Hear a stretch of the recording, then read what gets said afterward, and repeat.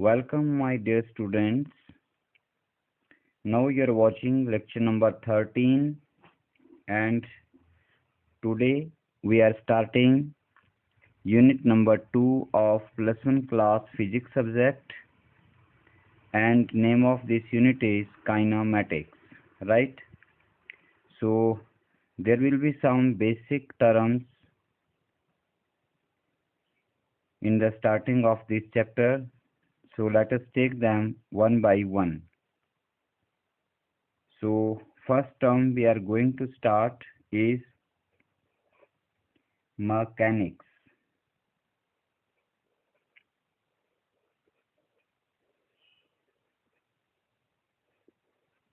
First term is mechanics. Mechanics is that branch of physics which deals with the motion of material objects.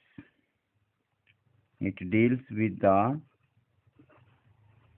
study of motion of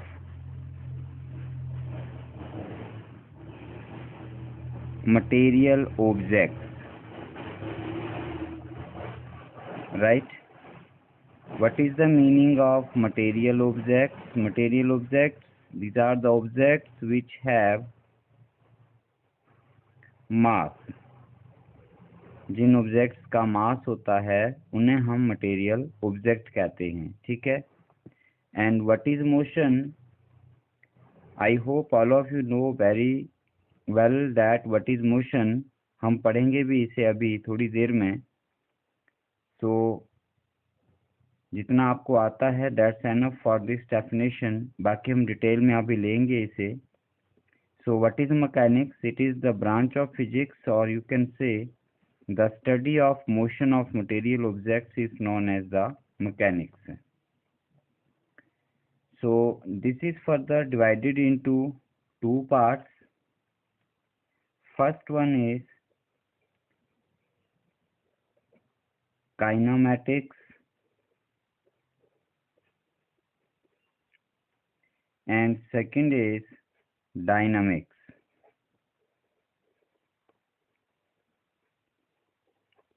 Kinematics and dynamics.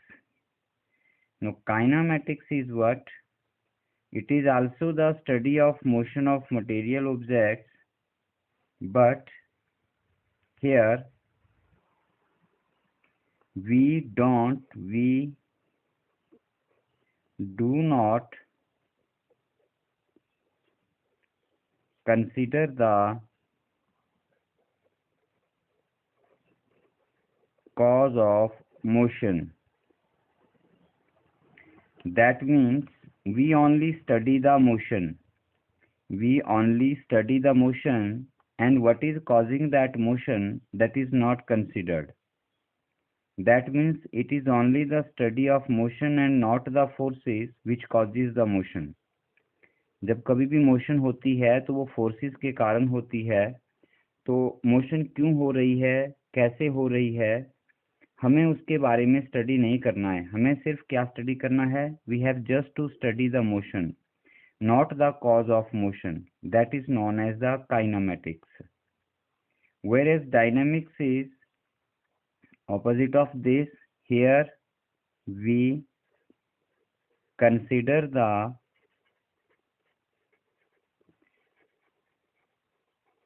cause of motion also, right?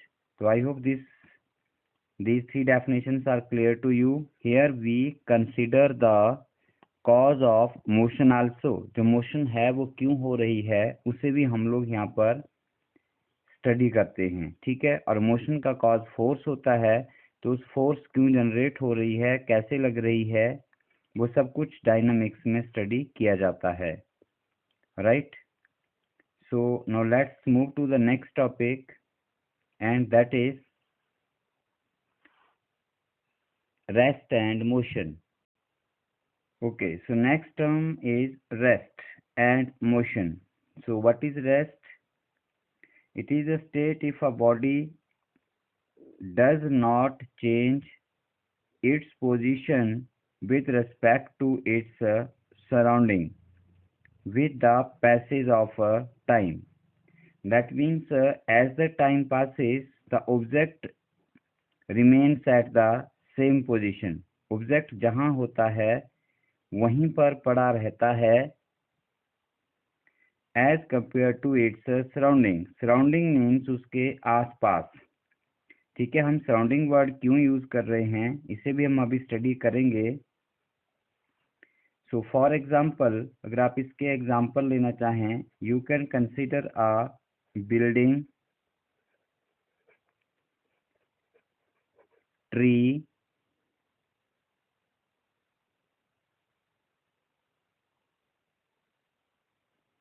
etc. Building may be of home, it may be of a school or any office.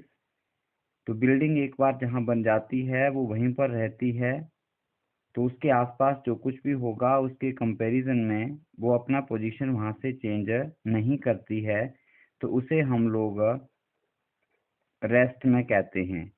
Similarly is the case of tree.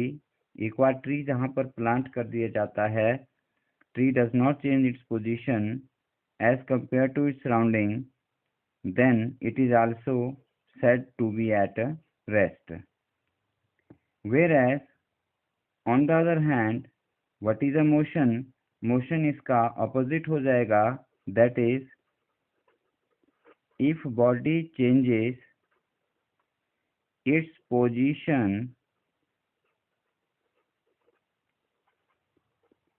with respect to its surrounding,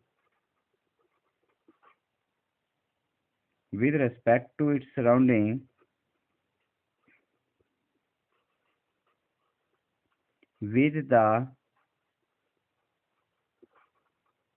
passage of time.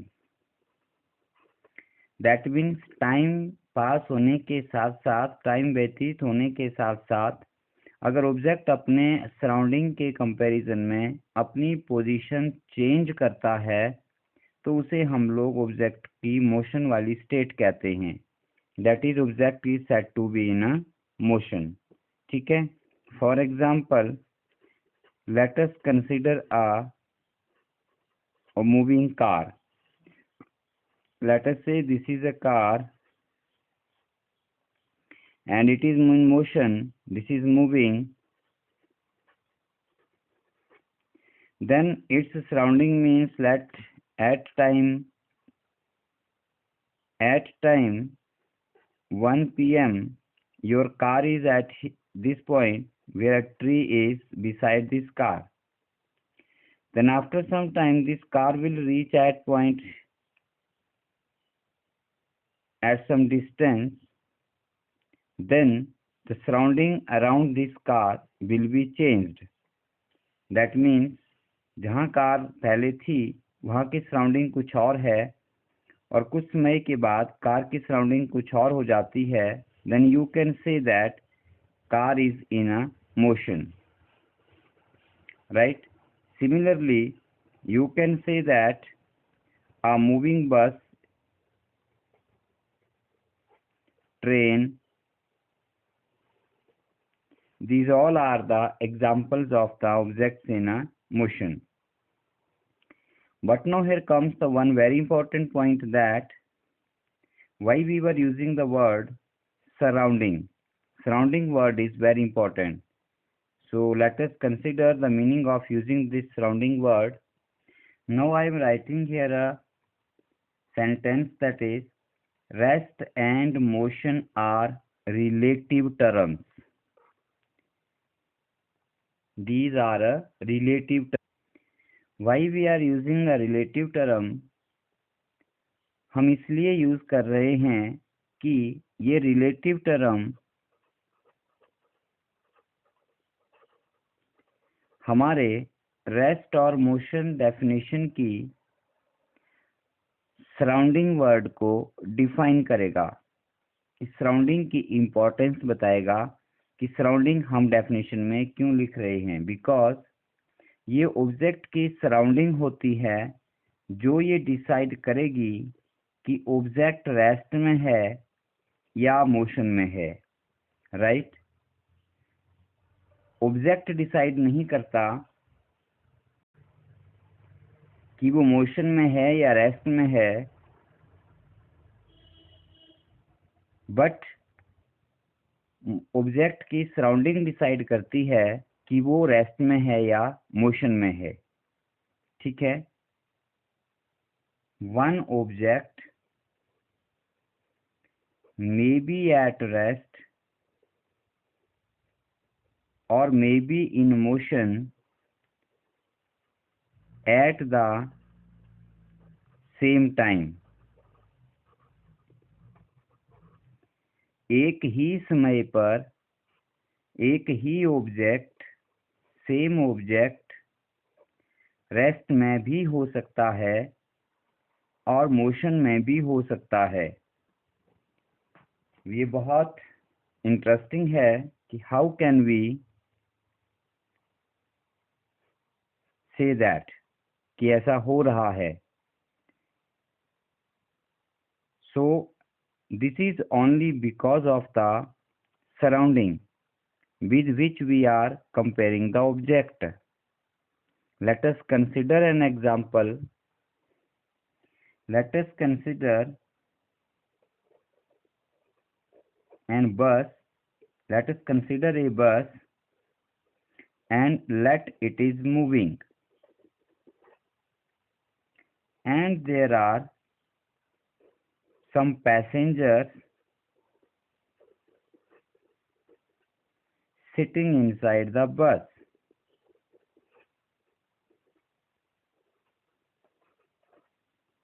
Sitting inside the bus। So what I am saying, we have considered a bus। हमारे पास एक बस है that is traveling or moving on some road, and there are some passengers sitting inside the bus। Now these passengers will have two surroundings।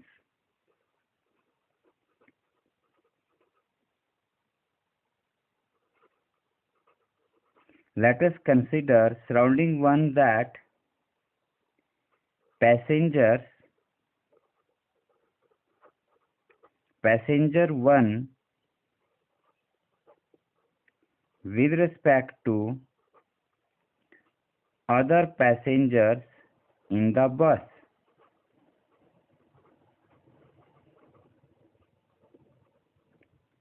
Right? I hope you are understanding its meaning।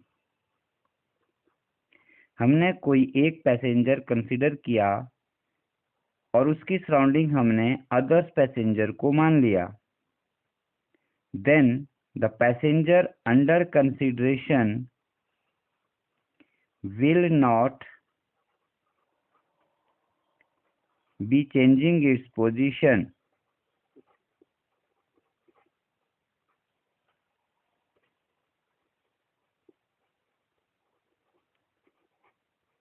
with respect to other passengers। बात समझ आ रही है? जब हम किसी एक passenger को बस में किसी दूसरे पैसेंजर के साथ कंपेयर करेंगे, मीन्स हमारी जो सराउंडिंग है वो पैसेंजर्स ही हैं जिस बस के अंदर जो बैठे हैं। तो जो पैसेंजर जहाँ बैठे हैं वो वहीं पर सिटिंग पोजीशन में रहेंगे, तो वो अपनी सराउंडिंग को वो चेंज नहीं कर रहे हैं। उनकी सराउंडिंग क्या है? वो पैसेंजर हैं। तो अगर वो अपने पैसेंजर के रिस्पेक्ट अपने आप को चेंज नहीं कर रहे हैं, तो विद रिस्पेक्ट टू पैसेंजर वो पैसेंजर रेस्ट में आ जाते हैं। Are you getting this point? If you will compare a passenger with respect to other passengers sitting in the bus, then passenger will be at rest। But if you will consider the surrounding number 2 as outside the bus,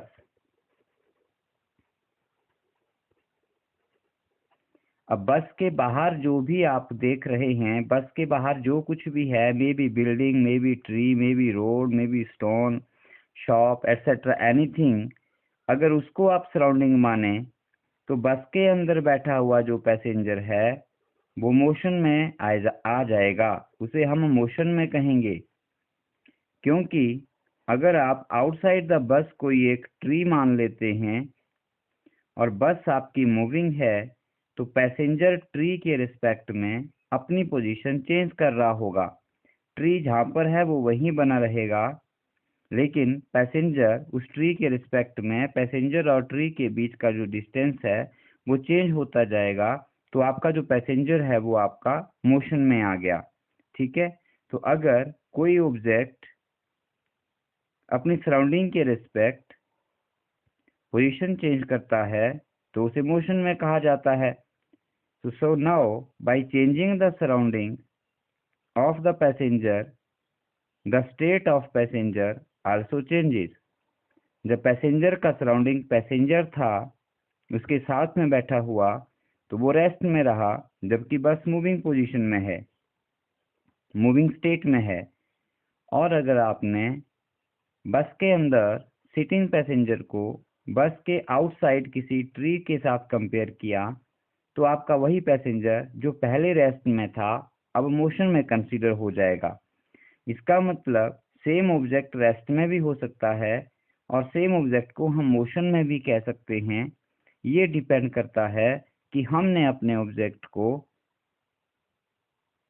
कौन सी surrounding के साथ compare किया है। इसलिए हम लोग rest and motion को relative terms कहते हैं। मीन्स आप उनको किस सराउंडिंग के साथ रिलेट कर रहे हो। That is the meaning of rest and motion are relative terms, or that is the importance of using the word surrounding in the definition of rest and motion. Next topic is types of motion.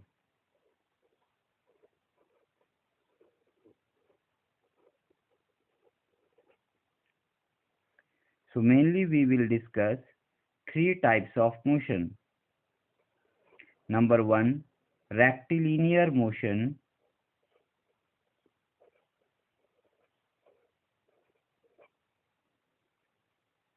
Number two, circular motion. And number three, vibratory motion.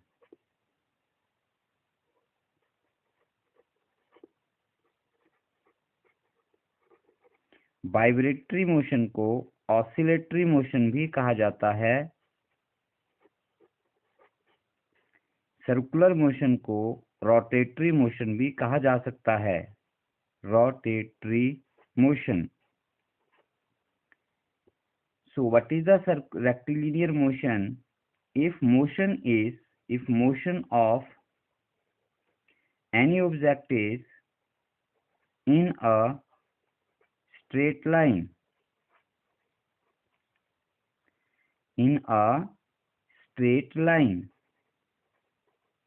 और इन a straight path, कोई object एक straight line या straight path में travel कर रहा है तो उसे हम लोग रेक्टिलिनियर मोशन कहते हैं।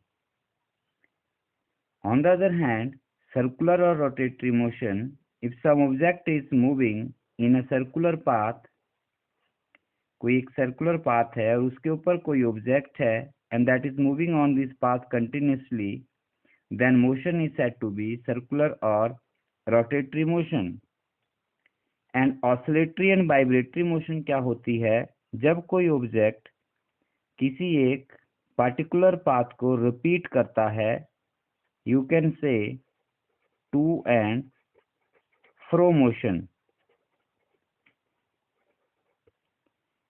आगे और पीछे, दैट इज अ वाइब्रेटरी और ऑसिलेटरी मोशन। फॉर एग्जाम्पल, जैसे हम लोग एक रिजिड स्पोर्ट लेते हैं, यहाँ से एक स्ट्रिंग से एक हैवी वेट मास m इसके साथ अटैच कर देते हैं तो ये एक पेंडुलम बन जाता है। ठीक है, तो अब इस पेंडुलम को अगर आप पुल करेंगे और यहाँ से छोड़ देंगे तो ये आपका इस पाथ के ऊपर, इस लाइन के ऊपर इन दो पॉइंट्स के बीच में मोशन शुरू कर देगा। एक ही पाथ पर ये बार बार पाथ को रिपीट करेगा, अपनी मोशन को रिपीट करेगा। तो ऐसी मोशन को हम लोग वाइब्रेटरी या ऑसिलेटरी मोशन कहते हैं। बाकी हम ये सारी मोशंस धीरे धीरे आने वाले +1 के सिलेबस में स्टडी करेंगे, राइट। नेक्स्ट पॉइंट और next topic is point object. हम किसी ऑब्जेक्ट को पॉइंट ऑब्जेक्ट कब कहेंगे, या पॉइंट ऑब्जेक्ट क्या होता है, right. So you can say that when distance travelled by any object is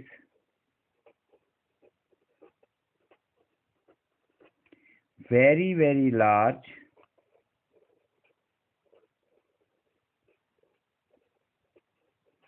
as compared to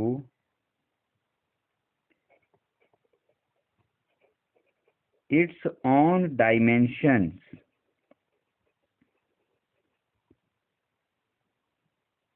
then object is said to be as point object। जब किसी ऑब्जेक्ट द्वारा ट्रेवल किया गया डिस्टेंस उसकी अपनी dimensions, dimensions means size of the object, means length, breadth, height etcetera, जो object की अपनी डायमेंशंस हैं, अपना उसका साइज है, वो डिस्टेंस ट्रेवल के कंपैरिजन में बहुत ही स्मॉल हो या डिस्टेंस बहुत ही लार्ज हो, तो उस ऑब्जेक्ट को हम लोग पॉइंट ऑब्जेक्ट कह देते हैं और उसे एक सिंपल पॉइंट से हम लोग डिनोट करते हैं। जैसे for example we can consider as I have a station A and this is a station B, and let distance between these two station is, let us call 7000 kilometres. ये दो station हैं और इनके बीच की दूरी 7000 किलोमीटर है। And we travel it by a car, हम एक कार से इस दूरी को ट्रेवल कर लेते हैं। Then dimension of car is very small as compare to 7000 kilometre. Car कितनी बड़ी होती है, कार की लेंथ यू कैन से 2 और 3 मीटर होगी, राइट। और जो डिस्टेंस है वो कितना है, 7000 किलोमीटर, 3 जीरो और लग जाएंगे इसमें जब आप किलो को मीटर में कन्वर्ट करेंगे तो, ठीक है। तो इसका मतलब कि डिस्टेंस ट्रेवल जो है वो that is a very large as compare to the car. So car can be considered as a point object, right. इसी तरह से और भी बहुत सारे एग्जांपल्स हैं। जैसे हम एग्जांपल लेते हैं, we consider a train and let it travel from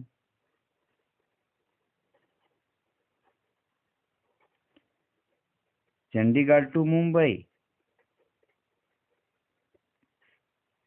So distance of Chandigarh to Mumbai is of several thousands of kilometers, but the length of train will be in some finite meters. So length of train is very small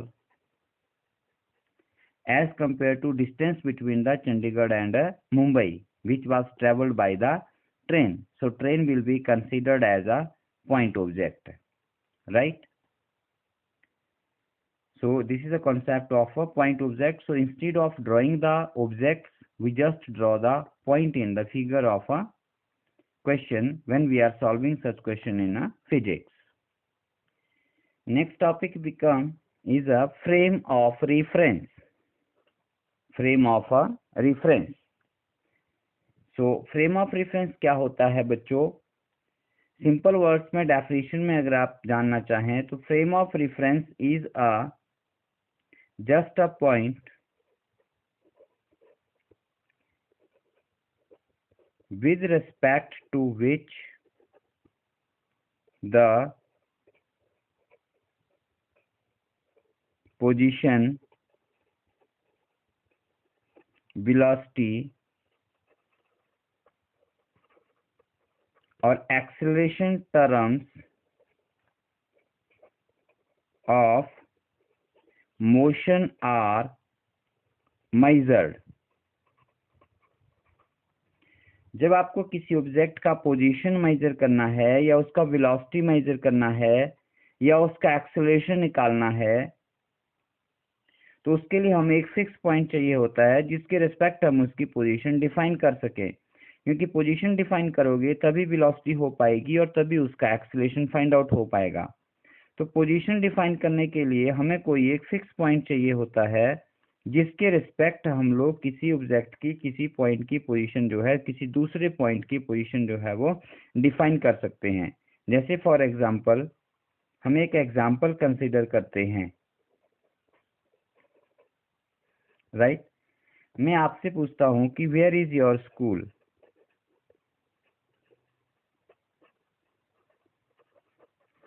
I am asking where is your school. So अब हमने आपसे पूछ लिया कि आपका school कहाँ है, तो आप इसको कैसे बताओगे? लेटर से आप इसका रेफरेंस दे देते हो कि this is 7 kilometre from my home. ये मेरे घर से 7 किलोमीटर दूर है।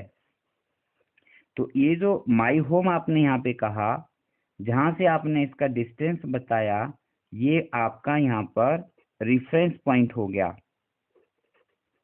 क्या हो गया? रेफरेंस पॉइंट हो गया, राइट। क्योंकि आपने अपने होम को फिक्स मानकर अपने स्कूल का डिस्टेंस बता दिया, दैट इज 7 किलोमीटर, राइट। साथ में अब आप यहाँ पर कुछ और भी बताना चाहें तो आप उसकी डायरेक्शन भी बता सकते हो। दैट इज लेट अस से your school is 7 kilometre towards